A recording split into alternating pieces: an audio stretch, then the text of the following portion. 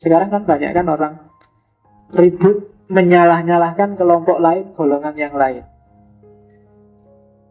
Sebenarnya mereka yang ribut ngomong tentang kebenarannya orang lain, mempermasalahkan kebenarannya orang lain, itu sebenarnya jalur melingkar untuk menunjukkan bahwa sebenarnya dia belum yakin kebenarannya sendiri. Kenapa? Karena kalau orang sudah yakin, pengetahuannya sudah mantap, itu biasanya diam.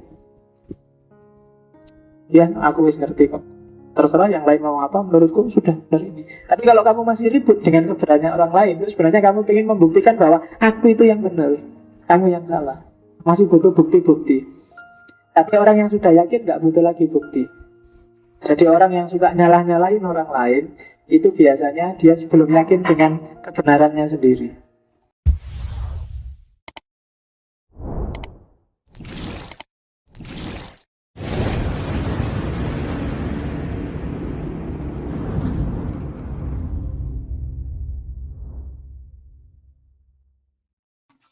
Assalamualaikum warahmatullahi wabarakatuh.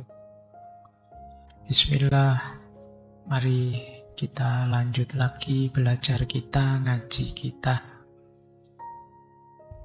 Jadi intinya ngaji filsafat itu ya ngaji, kita belajar ya. Segala yang di luar itu bonus. Jadi bonus itu ada, alhamdulillah, tidak ada ya, tidak masalah. Bahkan termasuk pemahaman kita, kepandaian kita, itu ya anugerah sebenarnya bonus. Karena yang bisa kita lakukan hanya belajarnya. Maka ayo kita mulai ya, nawaitunya belajar. Baik, kita mulai nggih. Oke, pertama sekarang, sebenarnya hampir semua filosof peripatetik itu berusaha menunjukkan pada umat Islam bahwa agama dan filsafat itu tidak bertentangan.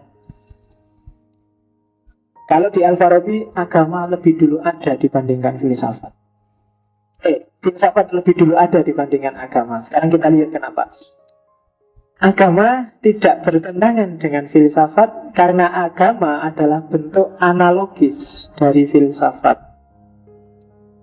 Jadi dalam hidup ini, pertama-tama yang dibekalkan oleh Tuhan pada kita adalah akal.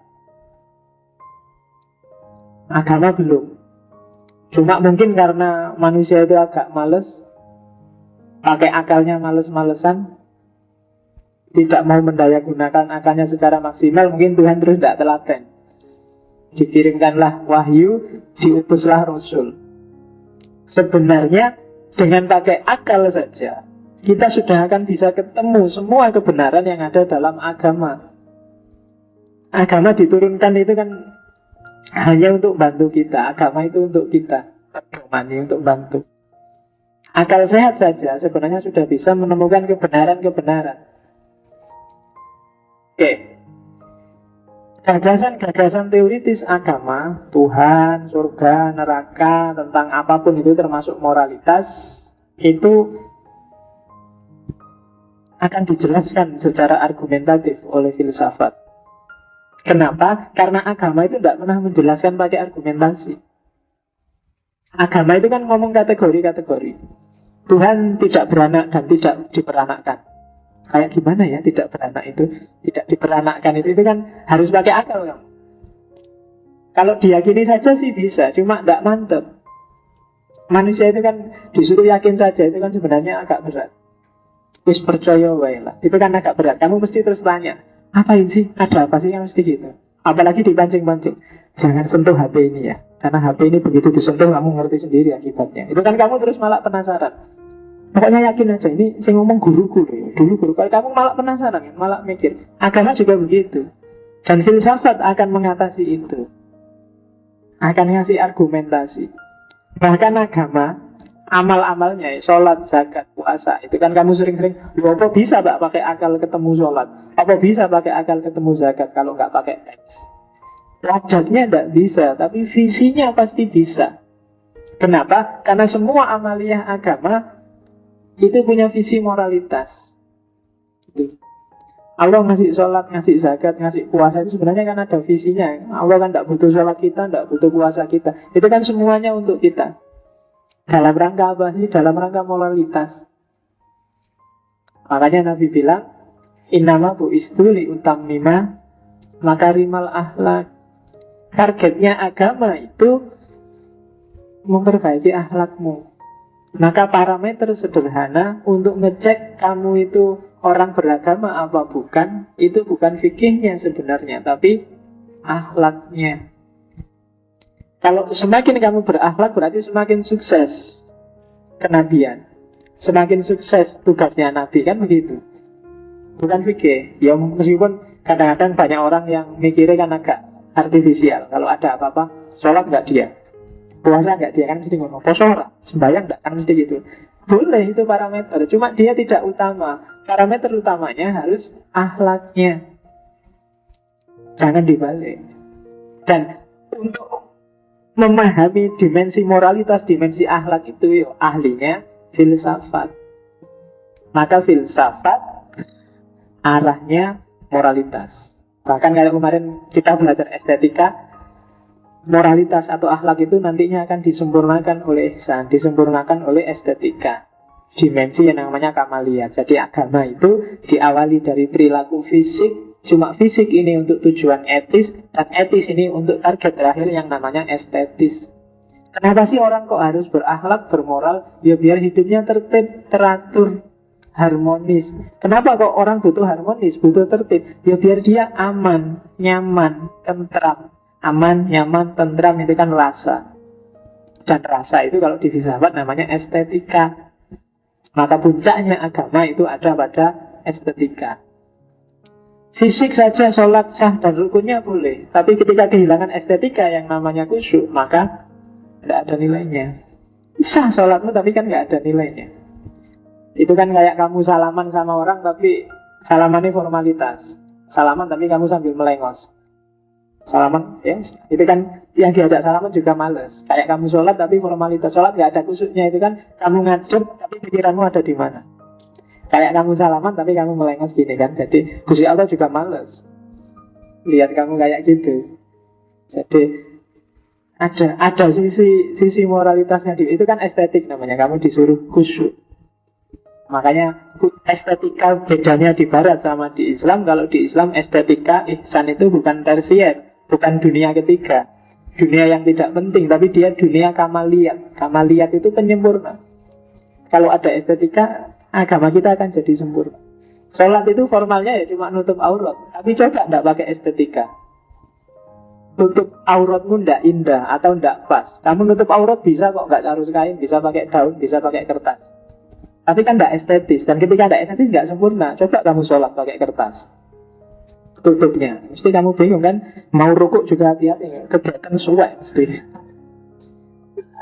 Ya kan, jadi nggak estetis juga nggak pas. Maka orang butuh estetika. Puasa juga gitu kan, ada nilai estetika luar biasa di balik puasa, yaitu menahan diri. Estetika itu kan kalau bahasa Indonesianya pantas atau tidak pantas kan gitu aja, indah atau tidak indah. Kamu puasa asal nggak makan, nggak minum, nggak berhubungan kan sah. Cuma kan kalau nggak ada nilai menahan dirinya ya nggak ada gunanya, cuma dapat lapar dan haus. Puasa mulai pagi sampai buka puasa cuma tiduran sambil nonton TV misalnya. Itu kan ya sah puasamu, cuma ya kamu dapat nilai apa dari puasa yang kayak gitu? Ngapain kamu pagi sampai maghrib?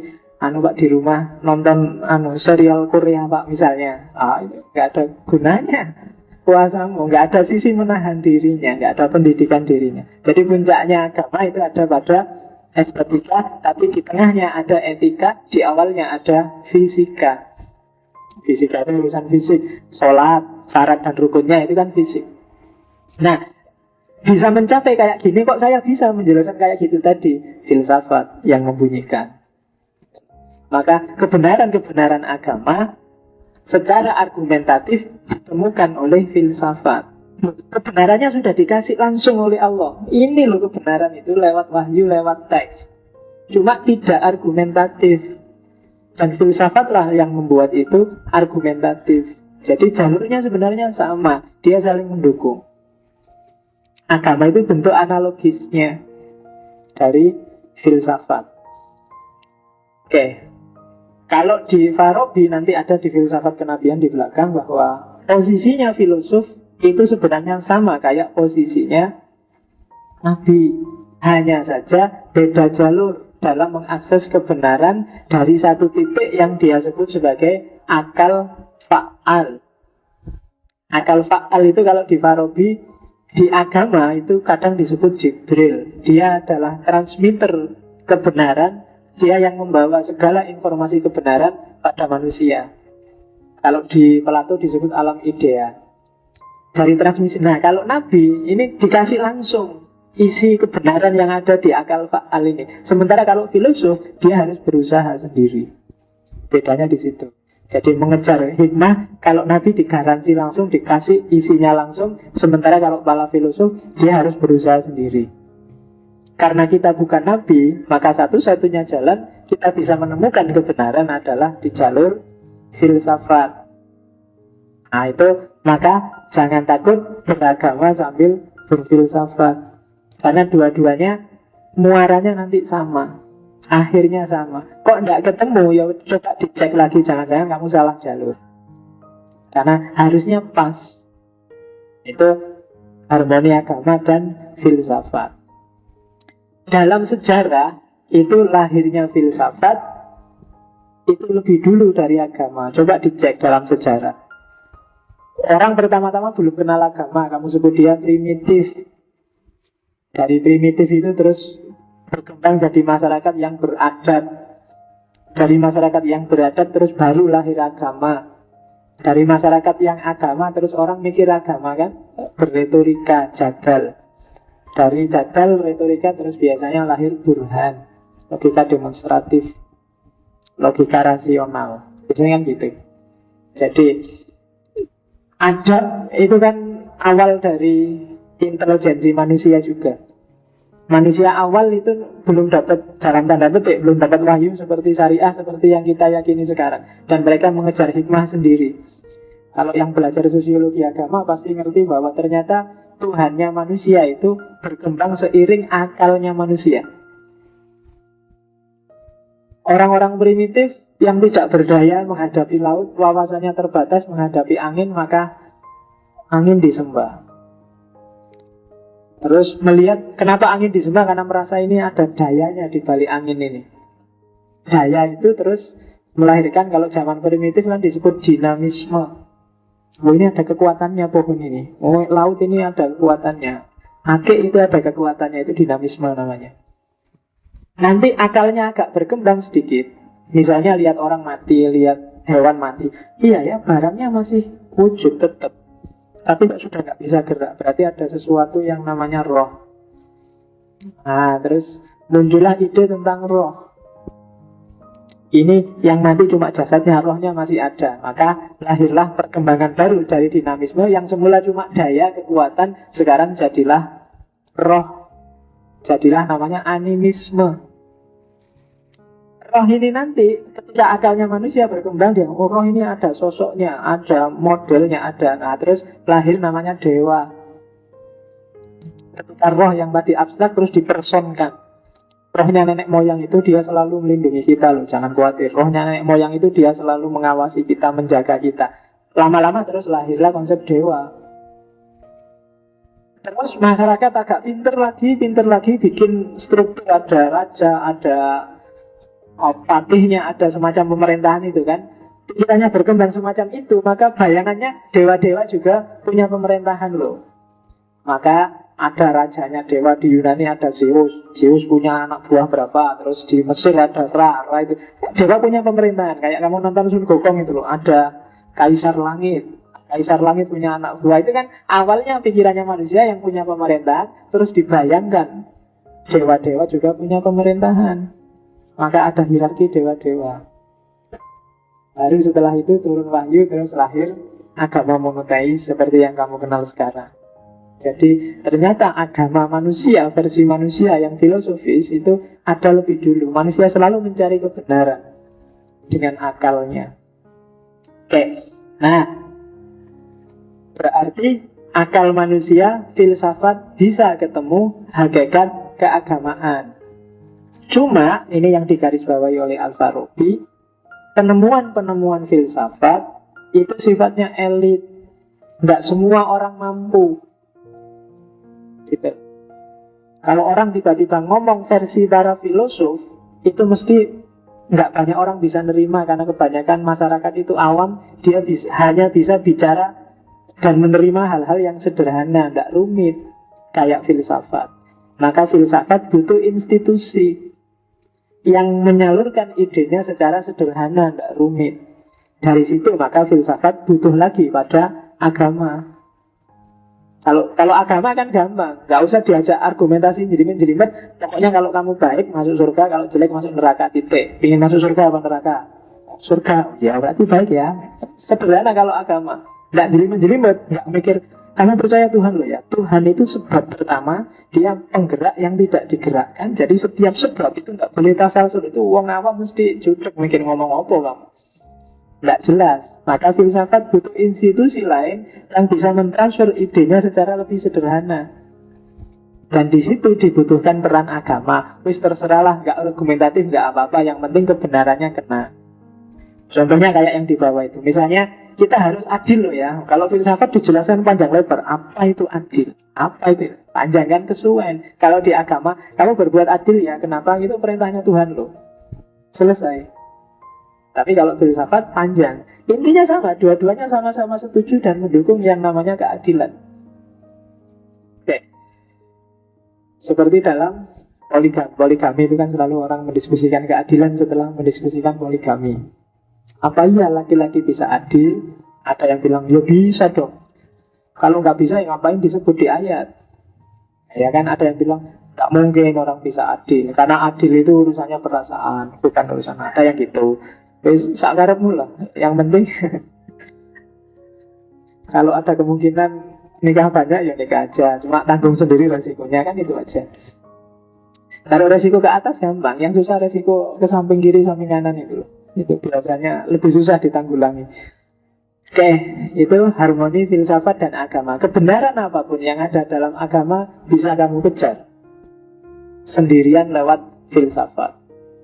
Jadi ini sebenarnya karena Farabi ini menghadapi dua ide yang sangat kontras. Yang satu sangat mendewakan akal, yang satu sangat mendewakan agamanya. Ada kelompok sebelum Farabi sebenarnya saya harus ngomong Ar-Razi. Cuma Ar-Razi terlalu jauh meninggalkan agama, sehingga dia anti kenabian, anti ketuhanan, termasuk teman-temannya seperti Ibnu Rawandi. Dan saya nggak harus bahas itu karena agak susah kalau kamu tak kasih itu di masjid. Jadi ya, kalau nggak ngerti konteksnya kamu bisa marah-marah kalau belajar Farabi, apalagi Ibnu Rawandi. Dan itu yang banyak dikutip oleh para orientalis yang anti-Islam. Dan Farabi ingin menyeimbangkan itu. Harusnya kalau kita pakai akal nggak tabrakan sama agama, karena masing-masing punya gaya sendiri, punya jalur sendiri. Meskipun yang disasar adalah kebenaran yang sama. Itu harmoni agama dan filsafat. Terus dari semua problem yang dihadapi umat, Al-Farabi melihat solusi yang paling tepat adalah mantek logika. Umat Islam harus diajari caranya mikir yang benar. Kenapa banyak konflik di dunia Islam sejak zaman Farabi bahkan sampai hari ini? Karena banyak yang tidak bisa mikir secara benar. Kalau yang bayani dan irfani banyak, wali-wali banyak, ahli fikih, ahli tafsir banyak. Cuma jarang yang pinter berpikir secara logis, demonstratif. Sama-sama rasional ini biasanya jarang konflik. Yang sangat mudah konflik adalah ketika orang berpikir bayan. Jadi alasannya Farabi, argumentasi yang pakai logika itu konklusinya adalah kebenaran yang tidak butuh pihak yang lain. Kalau bayan itu kan berpikir dengan dasar teks, itu benar salahnya kan tergantung pihak lain, yaitu teks.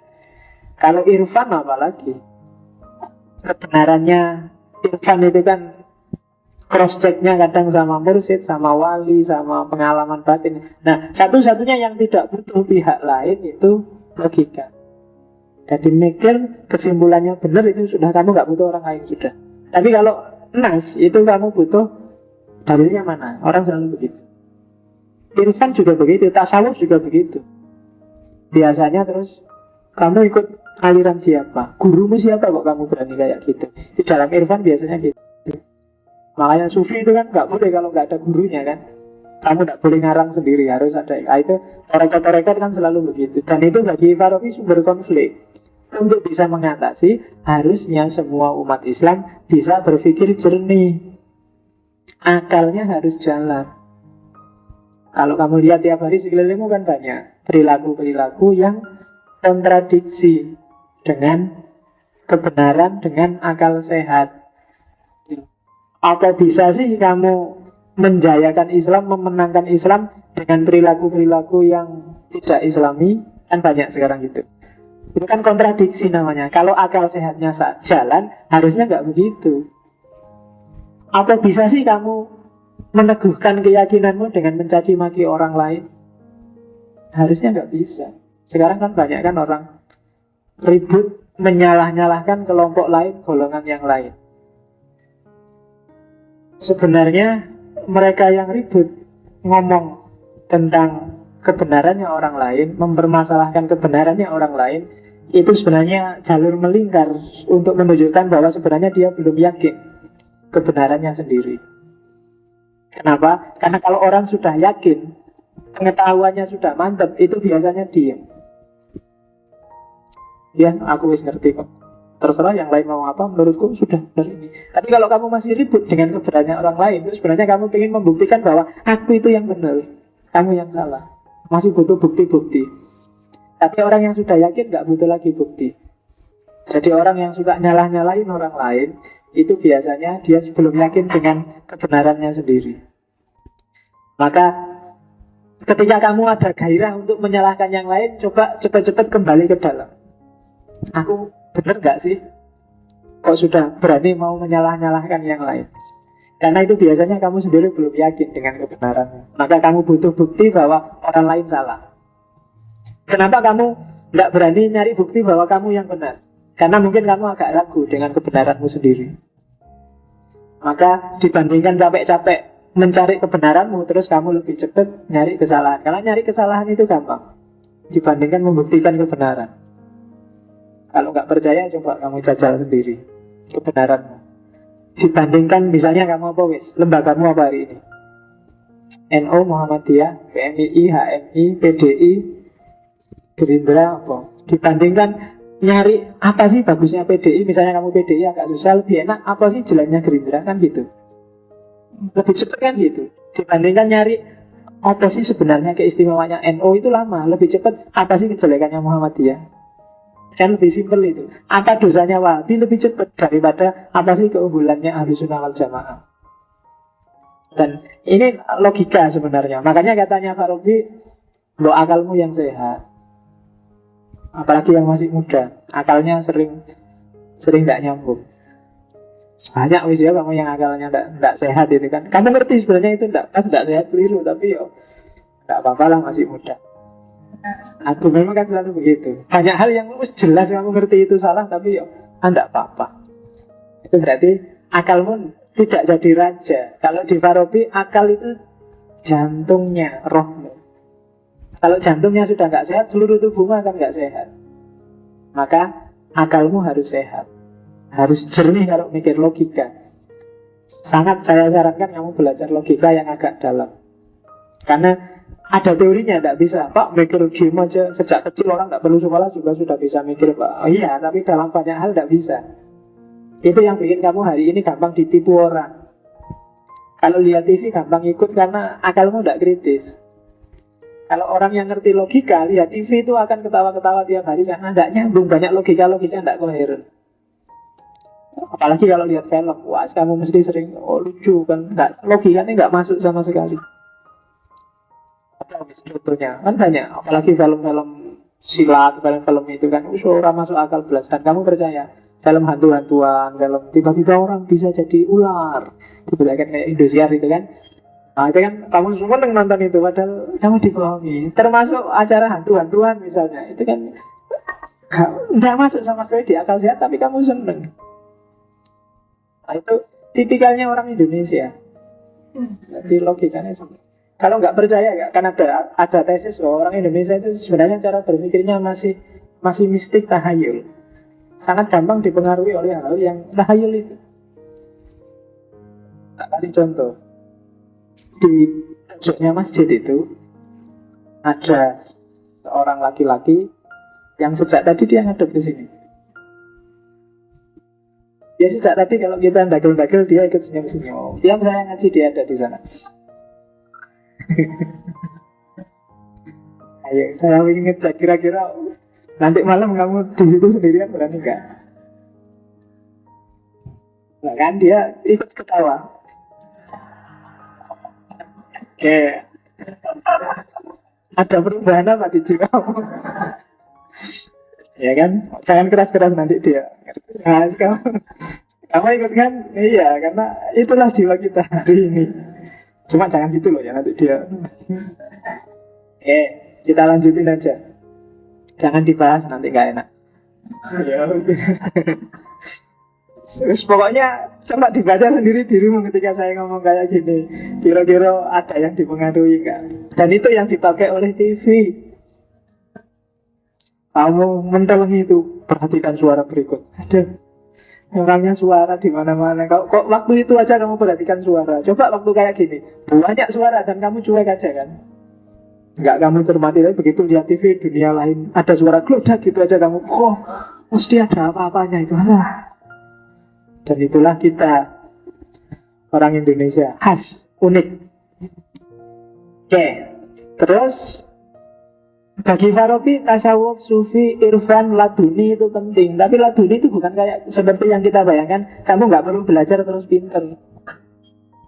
Laduni itu pengetahuan intuitif yang muncul secara tiba-tiba kalau kamu sudah berusaha. Nggak bisa kamu nongkrong aja ketemu pengetahuan. Selama ini kan kamu mendefinisikan laduni itu kan gitu kan. Tenang aja, kalau Allah berkehendak tiba-tiba aku pinter terus dapat A semua. Nggak bisa. Jadi laduniah itu penyerta. Jadi kalau kamu sudah belajar keras, ini dipikir kok tidak ketemu-ketemu ya, terus aduh, nyerah aku mungkin ini nggak paham. Tiba-tiba ting ada, oh iya mungkin ini. Itulah irfan. Ada intervensi dari Tuhan. Akan berlaku begitu, tapi tidak akan jalan bagi orang yang santai-santai. Jadi kalau kamu orang yang belajar itu bisa jadi pinter, bisa juga enggak. Tapi orang yang tidak belajar pasti tidak pinter. Rumusnya seperti itu. Kalau kamu cari pacar, bisa dapat, bisa enggak. Tapi kalau kamu nggak cari, ya enggak akan dapat. Logikanya seperti itu. Kalau kamu nggak berusaha, pasti nggak dapat. Kalau kamu berusaha, bisa dapat, bisa enggak. Nah itu sebenarnya cara berpikir untuk menyatukan Qadariyah dan Jabariyah biar kamu nggak bingung. Sejauh mana kita itu Jabariyah, sejauh mana kita Qadariyah. Kamu harus berusaha. Kenapa? Kalau nggak ada usaha, nggak ada hasil. Wong usaha aja nggak mesti ada hasil kok. Nah, irfan juga begitu. Irfan itu pengetahuan kudrat dari Allah, hasil intervensi Allah. Itu karena ada model irfan, model kudratnya Allah inilah, maka Allah tidak nganggur. Allah itu selalu terlibat dalam hidup kita. Tidak, hidup itu ada hukumnya namanya sunatullah. Tapi sewaktu-waktu Allah bisa intervensi. Kalau orang-orang sekuler kemarin yang di barat dan kawan-kawan kemarin kita bahas itu kan, cara berpikirnya alam ini sudah ada mekanismenya dan itu sifatnya pasti. Allah itu kayak orang bikin jarum jam, setelah jamnya dibikin sekarang nongkrong-nongkrong sambil lihat TV nunggu kiamat. Cara berpikirnya kan gitu. Enggak, Allah itu bisa intervensi sewaktu-waktu dalam urusan apapun, termasuk dalam ilmu yang kita sebut namanya irfan. Kamu lihat misalnya kamu ngoco misalnya, aduh, aku kulitku kok hitam ya, rambutku keriting, wajahku jelek, ini apa ya bisa dapat istri aku wajahku kayak gini kan ya. Jangan pesimis, Allah bisa intervensi sewaktu-waktu. Jadi ya siapa ngerti kamu yang kayak gitu ternyata dapat pasangan duluan, nikah duluan, temenmu yang cakep-cakep suwi golek kesuwen mele. Kalau kamu kan nggak mikir pokoknya ono ya wis ayo, kan? Sementara yang cakep-cakep milih jangan siapa tahu ada yang lebih bagus jadi suwi nggak dapat. Sementara kamu cepat karena kamu tahu diri. Itu intervensinya Allah. Gitu loh. Kamu loncat dari lantai 30 secara sunatullah pasti mati. Dan kamu harus pakai rumus ini. Meskipun ada kemungkinan kalau kamu dari lantai 30 kamu tidak mati. Misalnya pas kamu jatuh tiba-tiba ada truk yang bawa kasur lewat terus pastikan itu intervensinya Allah.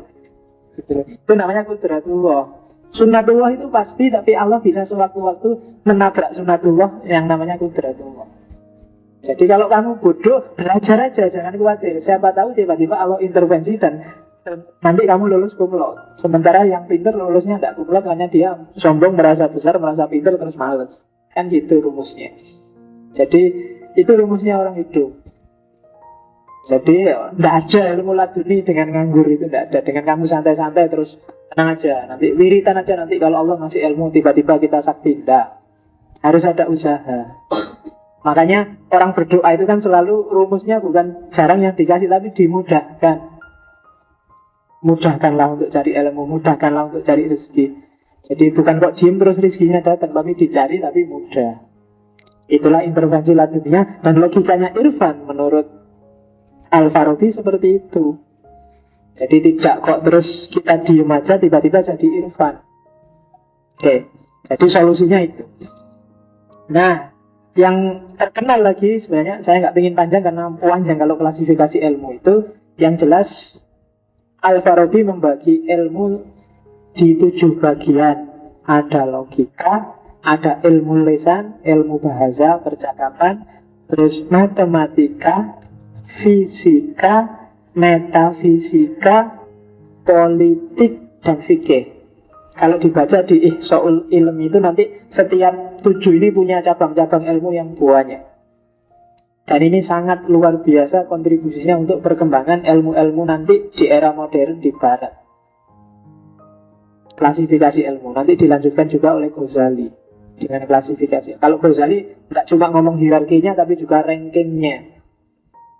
Ada ilmu ranking 1, ranking 2, ada ilmu yang wajib, ada yang fardu kifayah, ada yang mubah, ada yang sunnah, ada yang haram mungkin.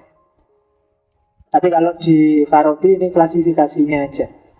Jadi ini sebenarnya dia membaca peradaban Islam. Jadi secara umum ada logika, ada bahasa, ada matematika. Ini ngomong yang abstrak-abstrak. Ngomong yang sifatnya universal, konseptual. Setelah itu ada yang fisik dan yang dibalik fisik. Namanya metafisika. Setelah itu ngomong tentang hubungan antar manusia, ngomong tentang politik, dan yang terakhir ilmu agama, ilmu fikih, ilmu syariat. Jadi ilmu ada 7 itu. Seorang muslim kalau bisa menguasai ke-7-7-nya demi peradaban Islam. Kalau nggak bisa, ya masing-masing ngambil satu cabang dan nanti kerjasama. Nggak boleh di dunia Islam, nggak ada sama sekali yang ngerti matematika. Itu namanya bunuh diri. Karena nggak ada yang bisa ngitung waris sama ngitung astronomi sama ngitung. Harus ada yang bisa. Nggak ada yang ngerti fisika satupun. Itu juga namanya bunuh diri. Metafisika apalagi. Metafisika itu nanti antara lain yang di Ghazali yang termasuk ilmu wajib. Karena puncaknya metafisika itu tentang ketuhanan. Tentang Tuhan orang harus berawal dari rasionya. Dia harus punya bukti-bukti rasional bahwa Tuhan itu ada dan diimani. Baru Tuhan itu mengirimkan wahyu dan baru wahyunya dipercaya. Nggak bisa dibalik. Terus politik juga harus paham. Karena politik ini tata sosial, tata masyarakat. Semuanya bagus tapi politiknya jelek juga rusak. Ilmu tidak akan berkembang, peradaban Islam akan jatuh. Ilmu fikih yaitu nyawanya agama. Dan semua itu nanti dasarnya 2, yaitu logika dan bahasa.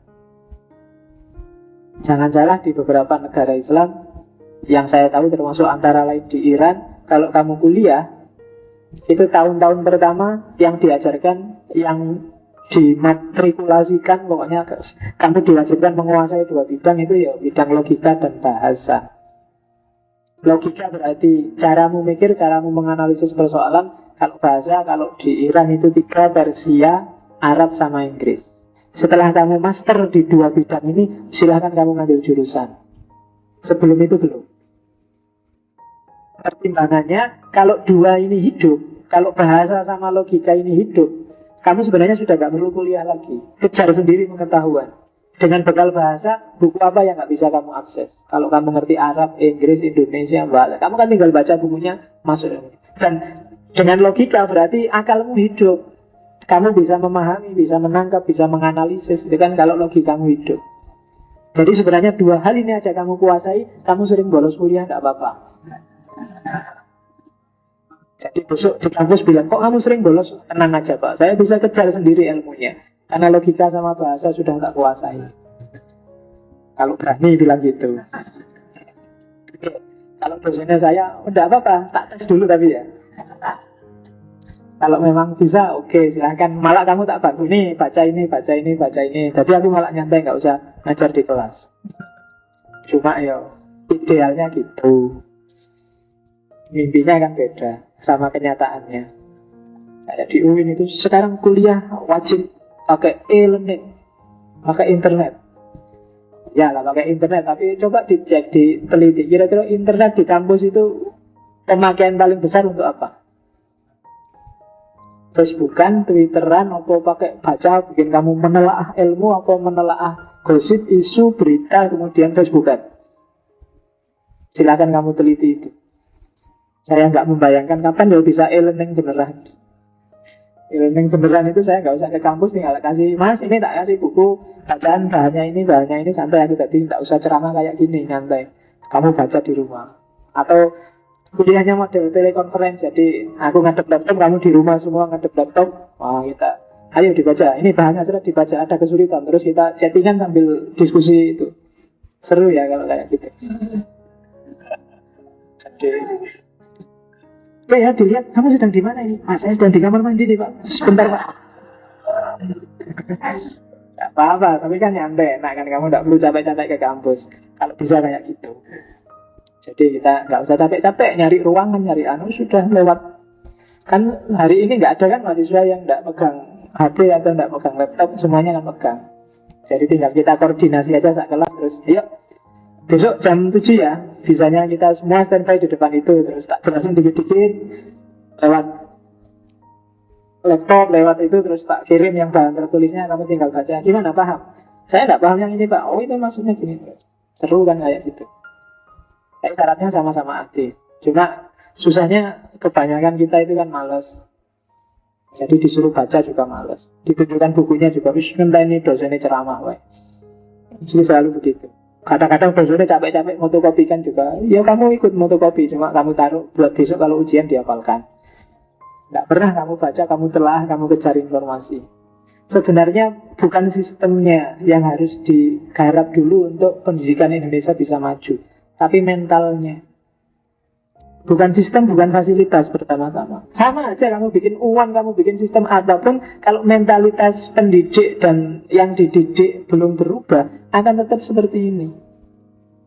Dikasih uang yang serumit itu, yang ngawasi dosen se-Indonesia. Toh ya masih dicari celah-celah untuk curang, masih dan gak jaminan. Sudah berapa tahun kita bikin uang, coba dilihat, ada kenaikan signifikan gak ranking pendidikannya Indonesia?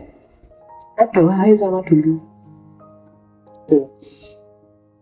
Bahkan sama negara kecil-kecil tetangga kita itu tiap hari diketawain. Karena mereka kecil, kita besar. Itu sama orang kurus ngetawain orang gemuk. Dulu kita mengekspor guru-guru, sekarang kita mengekspor TKW-TKW, buruh-buruh. Meskipun ada yang cara melihatnya berbeda. Berarti Malaysia itu sedang degradasi selera. Dulu seleranya guru-guru, orang pinter-pinter. Sekarang seleranya babu-babu. Jadi bukan kita yang turun, sebenarnya mereka turun. Seleranya ganti. Dulu padahal nyari yang mutu-mutu kan, guru, profesor. Sekarang mereka malah nyari yang babu-babu, nyari yang buru-buru. Oke. Nah,